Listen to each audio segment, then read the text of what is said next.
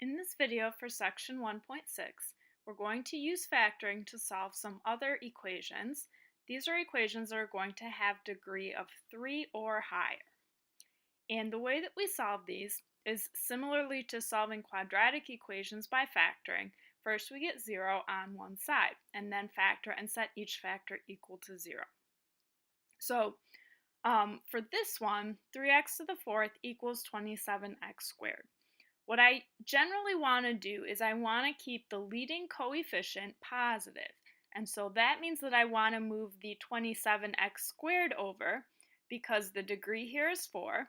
And so the leading coefficient is the 3. So keep the 3 positive, move the 27x squared over by subtracting it from both sides. So 3x to the fourth minus 27x squared equals 0. Now I want to see if I can factor this. Well, remember we always think about finding a GCF first. So the GCF here in terms of the numbers would be 3. And in terms of the variables, I can take out x squared. So the largest numbers that both can be divided by and the smallest exponent on the variables. So what that leaves in parentheses is x squared minus 9. So now that it's factored, I set each factor equal to 0 and solve. So we have 3x squared equals 0 and x squared minus 9 equals 0.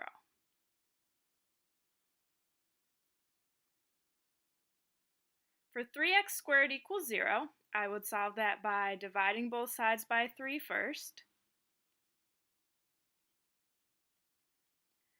And then I can take the square root of both sides. Now remember when we do the square root, we have to write the plus or minus. However, for 0, it's a little bit of a special case because there is no plus or minus 0, so we don't need that. We can just write x equals 0. So there's only going to be the one solution from that. And then for this equation, there's a couple ways I could solve it. This is a difference of squares, so I could factor, or I could use the square root property. I'm going to use the square root property, so I'm going to add 9 to both sides, and then take the square root of both sides.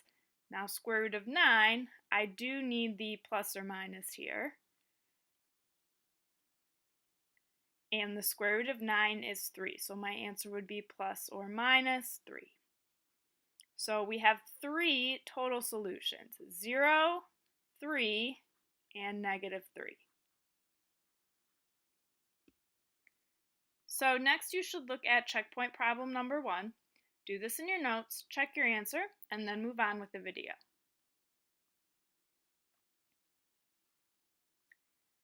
We're going to do another example here. This is example 2 from the textbook, where we're going to solve by factoring.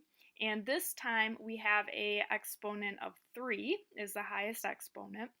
So we're going to keep the x to the third and the x squared on this side and move 4x and 4 over to the other side to get the right side of the equation equal to 0. So we have x to the third plus x squared minus 4x minus 4. And when you have 4 terms, that should always be a clue to you that you're going to probably use factoring by grouping. I don't have any GCF here. There's no numbers or variables in common in all 4 terms. So factoring by grouping, divide into 2 groups. The first group, I can factor out x squared, and that leaves me with x plus 1. I can bring the x plus 1 over. And what would go on the outside here? Well, that would be minus 4. So my factors are x squared minus 4 and x plus 1. Now I'm going to set each of these equal to 0. X squared minus 4 equals 0, and x plus 1 equals 0. Now for the x squared minus 4 equals 0, again we're going to add 4 to both sides and then use the square root property. So x squared equals 4. Take the square root, and x equals plus or minus the square root of 4, which is plus or minus 2. And for the x plus 1, all I need to do is subtract 1 from both sides, and I get a solution of x equals negative 1. So my three solutions are 2, negative 2, and negative 1. So next you should look at checkpoint problem number 2. Do this in your notes, check your answer, and then you can move on to the homework for this section.